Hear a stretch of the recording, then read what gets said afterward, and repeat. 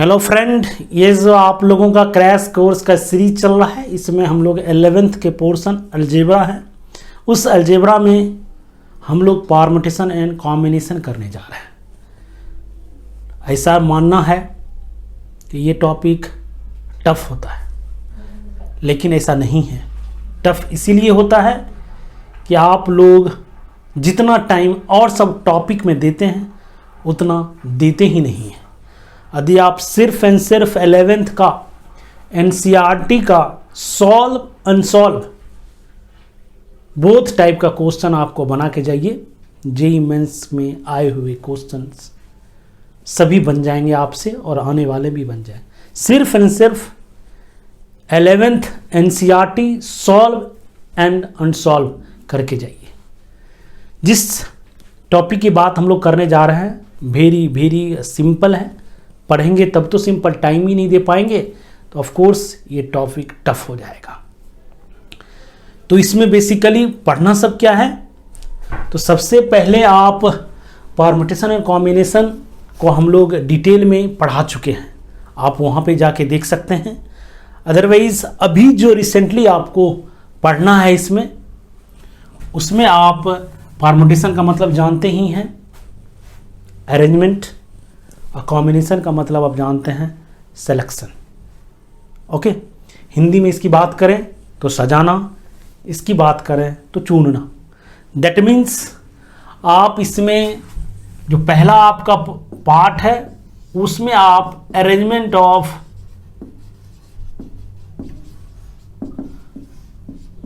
Word या digits, इसको जानने का कोशिश कीजिए। ये आपका सबसे बेसिक है और इसको जानने के लिए आपको फंडामेंटल प्रिंसिपल ऑफ काउंटिंग आप जानिए। कोई भी बुक उठाएंगे आप, ये सबसे पहले दिया हुआ है और इसी पे टोटली का टोटली बेस्ड है आपका permutation and combination. Fundamental principle of counting को आप समझ गए तो फिर परम्यूटेशन कॉम्बिनेशन में कुछ है ही नहीं।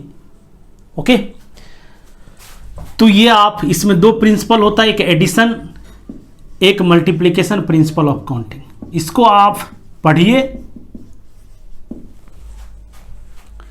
इसमें आप अरेंजमेंट ऑफ वर्ड्स भी सीखेंगे, अरेंजमेंट ऑफ नंबर्स भी सीखेंगे और इसमें आप रिपीटिशन एंड नॉन रिपीटिशन भी सीखिए। ज़्यादा नहीं बोल रहा हूँ मैं, 11th का NCERT करके जाइए, आपसे हर क्वेश्चन बनेगा जो आने वाले हैं। ओके, अब आप सिलेक्शन की बात करते हैं। ओके, सिलेक्शन में वेल नोन फार्मूलीज की यूज होती है, वो हमारा फार्मूलीज है NCR, जिसको हम लोग लिखते हैं factorial N upon factorial R N-R, और इसमें 1 और 2 प्रॉपर्टीज है, उसको थोड़ा सा आप देख के जाइए। सिमिलरली आप NPR को भी करके जाइए। ओके, NPR का मतलब होता है factorial N upon factorial N-R। Okay, जब आप सिलेक्शंस करेंगे दैट मीन्स कॉम्बिनेशन करेंगे, बहुत सारे टाइप के क्वेश्चन इन्वॉल्वमेंट होंगे, उसको आप लॉजिकली समझिए। फार्मूले पे मत बैठ जाइए, फार्मूले पे बैठ गए तो हर क्वेश्चन में आप फार्मूले समझेंगे। ओके, और जो परम्यूटेशन एंड कॉम्बिनेशन के क्वेश्चन आते हैं वो 2 टाइप्स के आते हैं। एक आपका मैथमेटिकली और दूसरा आपका लॉजिकली। लॉजिकली में आपको लॉजिक क्रिएट करना पड़ेगा, अब करेंगे तो आसानी से आ जाएगा, पार्ट ऑफ मैथमेटिक्स है। और मैथमेटिकली में आपको कुछ ऐसे क्वेश्चंस हैं जिसमें मैथमेटिक्स का यूज होता है। सबसे पहली बात आपसे पूछा जा सकता है number of zero at the end of any factorials. Okay, number of 2 in any factorials. Okay, और आपका दूसरा जो होगा वो आपका factors, prime factors, okay, even factors, odd factors and sum of the factors. तीसरा जो आपका पोर्शन आएगा, number of positive integral solution, number of non negative integral solution, और फोर्थ वन आ जाएगा आपका derangements. Okay, logically logic create कीजिए, आखिर प्रैक्टिस कीजिए, तब जाकर आपको क्वेश्चन बनेंगे। ओके, तो ये सब परम्यूटेशन कॉम्बिनेशन में टाइप्स ऑफ क्वेश्चंस आते हैं, मतलब इस टाइप के क्वेश्चन, इस टाइप के क्वेश्चंस। इसीलिए आप अभी ज़्यादा से ज़्यादा मत जाइए, बहुत सिंपल एंड छोटा सा टॉपिक है, बड़ा नहीं है कि आपसे नहीं बन सकता है। आप कोशिश करते ही नहीं है और बोलते हैं कि परम्यूटेशन कॉम्बिनेशन टफ टॉपिक है। ऐसा नहीं है, कोई भी टॉपिक टफ नहीं हो सकता यदि आपने उनको प्रॉपर तरीके से टाइम दिया हो तो। ओके, और बहुत सारे टॉपिक्स इसमें हैं। ओके, लेकिन आप इतना ही करके जाइए तो आपको परम्यूटेशन क्वेश्चन से क्वेश्चन बन जाएंगे और बहुत जल्दी बनेंगे कंपेयर टू अनदर टॉपिक। यदि आप स्टूडेंट्स हैं, कोई भी आदमी आपसे कोई क्वेश्चन पूछा गया है और आपने उसका जवाब दे दिया गया है, तो नेक्स्ट टाइम उस पर्सन का टारगेट होता है कि जो क्वेश्चन पूछे हैं उससे टफ पूछा जाए। यदि आपने जवाब नहीं दिया जाए तो नेक्स्ट टाइम से आपसे जो क्वेश्चन पूछे जाएगा प्रीवियस क्वेश्चन के कंपेयर में थोड़ा सा हल्का। उसी तरह परम्यूटेशन कॉम्बिनेशन एक ऐसा टॉपिक है, लोग इसके जवाब देते ही नहीं हैं, तो एग्जामिनर हर बार थोड़ा सा हल्का क्वेश्चन बनाने का कोशिश करते हैं प्रीवियस के कंपेयर में। इसीलिए ये जो टॉपिक है आपका और टॉपिक की तुलना में उतना टफेस्ट क्वेश्चन नहीं आते। ओके, अब हम लोग परम्यूटेशन और कॉम्बिनेशन के बेस्ड पे आए हुए 5 क्वेश्चन को अब बनाने जा रहे हैं। देखिए फर्स्ट क्वेश्चन, देखिए क्वेश्चन नंबर फर्स्ट, ये आपका फंडामेंटल प्रिंसिपल ऑफ काउंटिंग पे बेस्ड और कुछ भी नहीं। कह रहा है कि the number of integers greater than 6000 that can be formed using the digits 3, 5, 6, 7, 8 without repetition is। तो 6000 से बड़ा नंबर आपको बनाने हैं और यही सब डिजिट्स का यूज करना है। या तो आप 4 डिजिट्स नंबर बनाइए या तो 5 डिजिट्स नंबर बनाइए। ओके, क्योंकि 3 डिजिट्स बनाएंगे तो ऑटोमेटिक जो भी होगा वो 6000 से छोटा ही होगा। या तो आप 4 डिजिट नंबर बनाइए या आप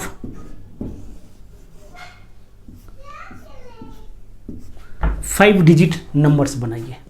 ओके, जो ये डिजिट्स हैं, जो ये प्लेस हैं, तो देखिए यहाँ पे यदि आप 3 रख देंगे तो जो भी नंबर बनेंगे वो 3000 के सीरीज में होगा।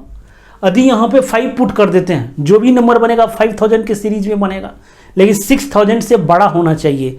तो ये जो प्लेस है आपका, यहाँ पे ना तो 3 फिल होगा, ओके, ना ही यहाँ पे 5 फिल होगा। इसी 3 में से कोई आपका फिल होगा। ओके, 6, 7, 8 में से कोई भी यहाँ पे आप फिल कर सकते हैं। उसके 3 तरीके होंगे। कितने तरीके होंगे? 3 तरीके। 3 नहीं रखे हैं, वे ऑफ काउंटिंग। इस प्लेस को आप 3 तरीके से फिल कर सकते हैं। ओके, 6, 7, 8 अकॉर्डिंग टू क्वेश्चन का विदाउट रिपीटिशन, कोई भी डिजिट यहाँ पे रिपीटेड नहीं होना चाहिए। 6, 7, 8 में से कोई एक आ चुका है, वो नहीं आना चाहिए। दैट मीन्स इसमें से कोई 2 और इसमें से कोई 2 में से कोई रहे। दैट मीन्स आप इस प्लेस को आप 4 तरीके से फिल कर सकते हैं। सिमिलरली इस प्लेस को 2 फिल हो चुका है 5 डिजिट्स में से, बाकी को आप इसको भी 3 तरीके से और इसको भी 2 तरीके से। दैट मीन्स ये जो 4 डिजिट नंबर बनेगा और 6000 से बड़ा होगा वो हो जाएगा आपका ये सभी का मल्टीप्लीकेशन। 3 into 4 12, 12 into 3 36 into 2 72। जो 4 डिजिट्स नंबर बनेंगे और 6000 से बड़ा होगा with the help of this digits वो हो जाएंगे 72 नंबर्स। और 5 डिजिट नंबर बनाइए, जो भी डिजिट्स यहाँ पे आ जाए इस पांचों में से कोई, वो हमेशा 6000 से बड़ा ही होगा क्योंकि वो 5 डिजिट नंबर्स हैं। तो इस प्लेस को आप 5, इसको 4, इसको 3, इसको 2, इसको 1, दैट मीन्स 120 तरीके से आप इस प्लेस को फिल कर सकते हैं। दैट मीन्स 4 डिजिट्स जो नंबर बनेगा with the help of this digits are greater than 6000, वो आपके नंबर हो गए 72। और जो 5 डिजिट्स नंबर बनेंगे with the help of this digits always greater than 6000, वो 120 होंगे। दैट मीन्स जो टोटल नंबर्स बनेंगे 72 प्लस 120, दैट मीन्स 192। इस क्वेश्चन का आंसर 192 होगा। इसको जो मल्टीप्लाई कर रहे हैं ये फंडामेंटल प्रिंसिपल ऑफ काउंटिंग में multiplication principal of counting apply होता है, लेकिन इस दोनों को जो ऐड कर रहे हैं वो addition principle of counting apply होता है। ये क्वेश्चन आपका जेईई मेंस 2016 में आ चुका है और आप एनसीईआरटी क्वेश्चन बनाएंगे तो आपको डेफिनेटली इतना आइडिया आ जाएगा जिससे ये क्वेश्चन को आप अच्छी तरीके से सॉल्व कर सकते हैं।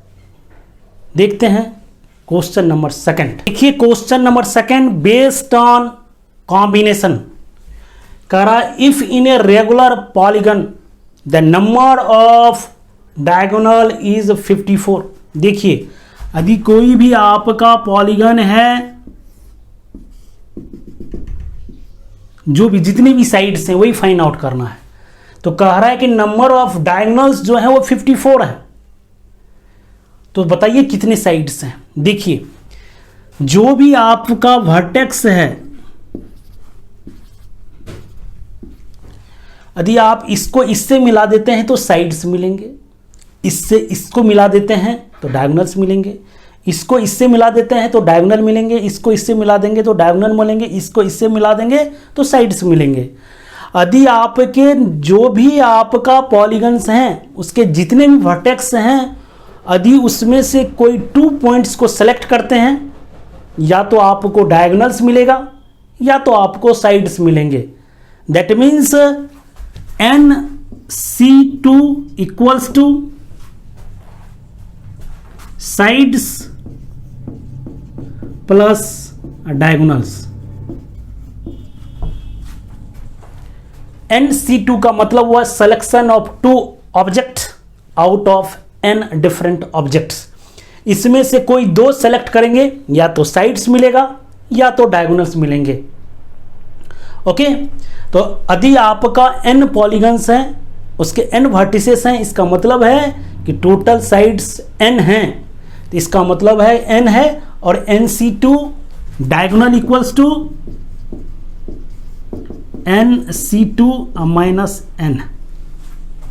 और इसको सॉल्व करेंगे तो n इंटू n माइनस 3/2 होगा। Number of diagonals in A polygon, आप इसको मेमोरी में रखिए, n इंटू n माइनस 3/2। और अकॉर्डिंग टू क्वेश्चन ये 54 के बराबर है। और ये आपका क्वाड्रेटिक इक्वेशन आ गया।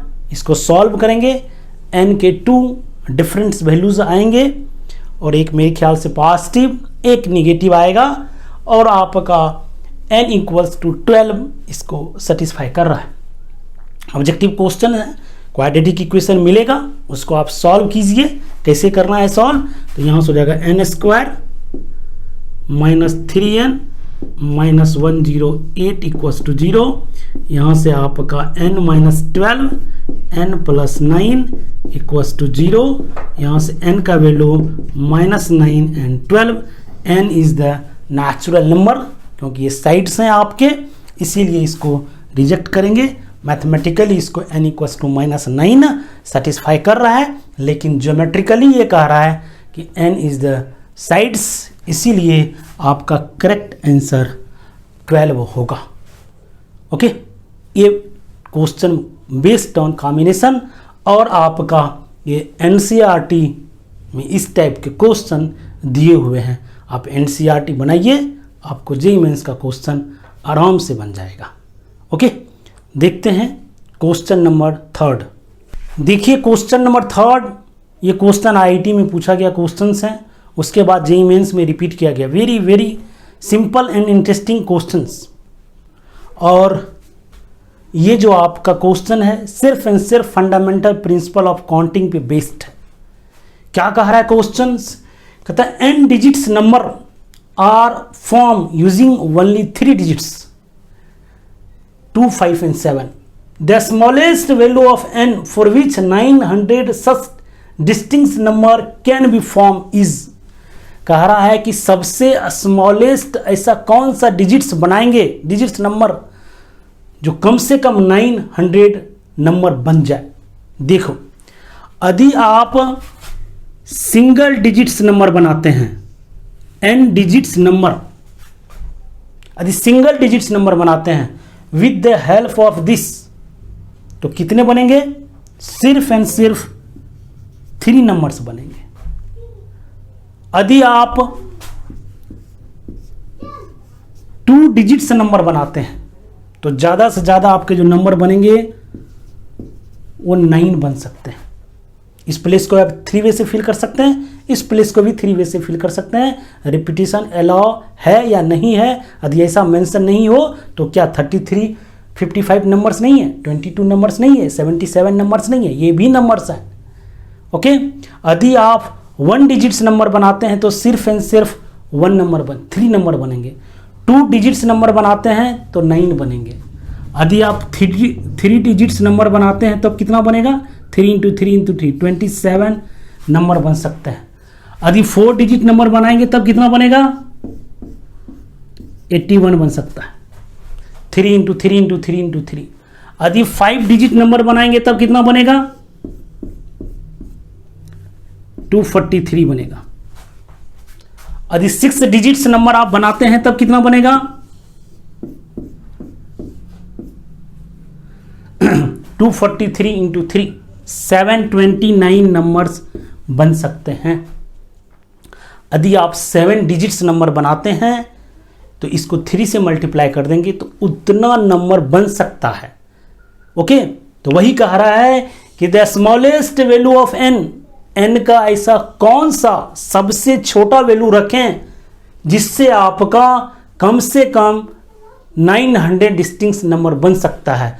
यदि आप 6 डिजिट्स नंबर बनाते हैं तो 243 ही मैक्सिमम बन सकता है, लेकिन 900 डिस्टिंक्ट नंबर बनाने हैं तो सबसे स्मॉलेस्ट वैल्यू जो n होगा वो आपका 7 होगा। ये कह रहा था क्वेश्चंस, और आईआईटी जेईई में पूछा गया क्वेश्चन था, उसके बाद जेईई मेंस में भी रिपीट किया गया है।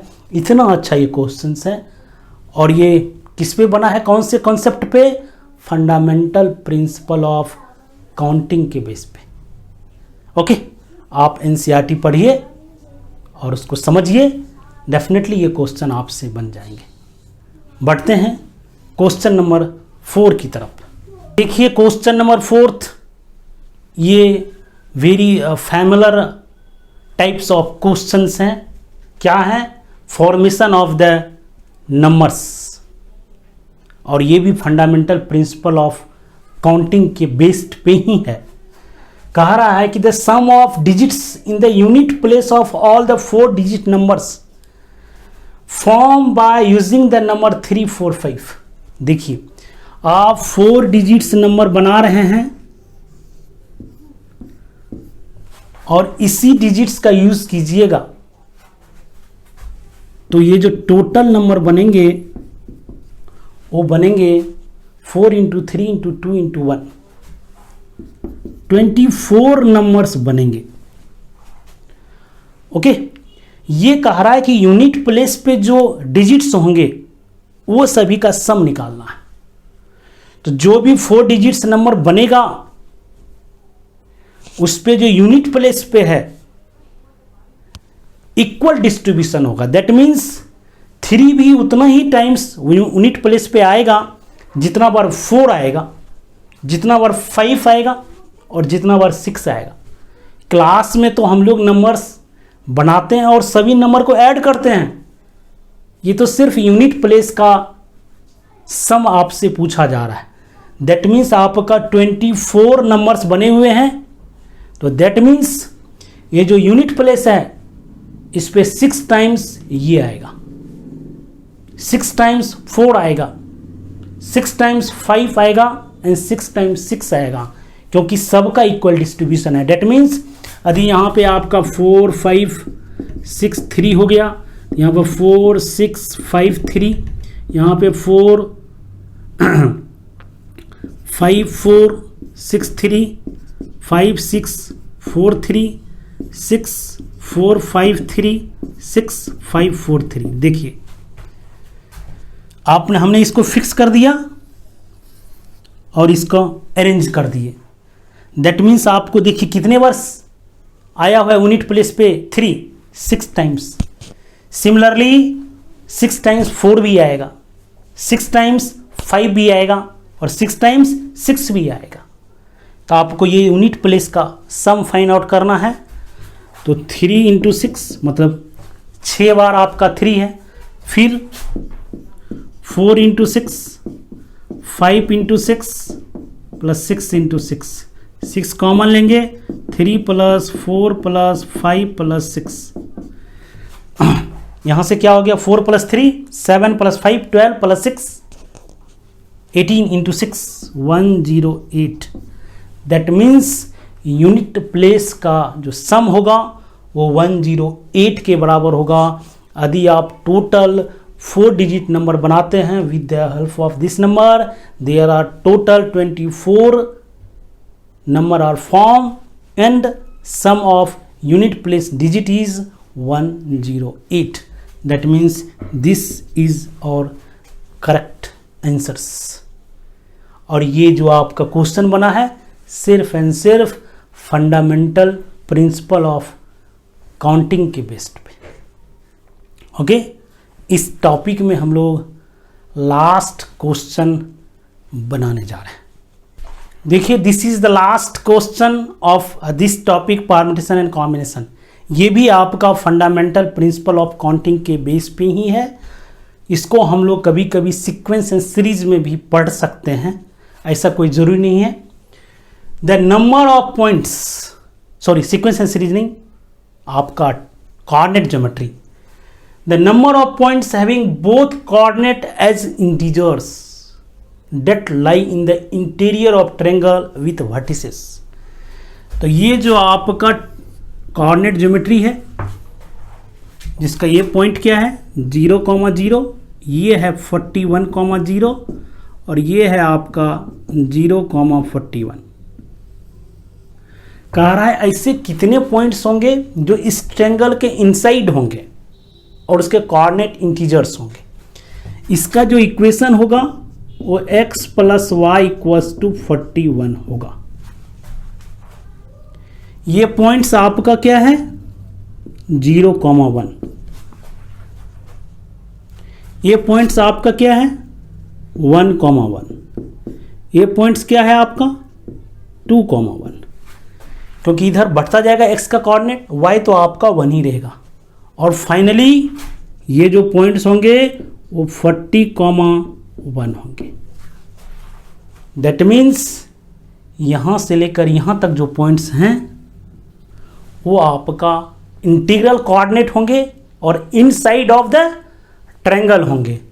यहाँ से लेकर यहाँ तक आपको 41 पॉइंट्स होगा। ठीक है, यहाँ क्यों 40 है, यहाँ 1 से स्टार्ट हुआ, तो यहाँ से यहाँ तक लेकर कितना हो गया 40, यहाँ से यहाँ तक लेकर 41। लेकिन आपको इसको और इसको एक्सक्लूड कर देना है। इनसाइड वो ट्रायंगल नहीं है, साइड्स ट्रायंगल के साइड्स पे है। दैट मीन ये जो पॉइंट्स होगा आपका वो 39 पॉइंट्स होगा। सिमिलरली ये जो पॉइंट होगा ये 1,2 होगा, x कोऑर्डिनेट 1 y कोऑर्डिनेट 2। ये जो होगा आपका x कोऑर्डिनेट 2, y कोऑर्डिनेट 2। अब फाइनली आपका जो होगा ये 39.2 होगा। अब यहाँ से लेकर आपको यहाँ तक लेना है। There are total 38 points. Similarly आपका फिर 37, इसीलिए करते करते फाइनली लास्ट में आपको एक पॉइंट यहाँ मिलेगा जो 1 होगा। Total number of integral coordinate lie inside the triangle is this. ये एपी का सम है, 1 से लेकर n तक का सम होता है n इंटू n+1/2। तो इसका सम क्या होगा 39 + 40/2, ये 2078। That means there are total 780 points which having integral coordinate lie inside the triangle।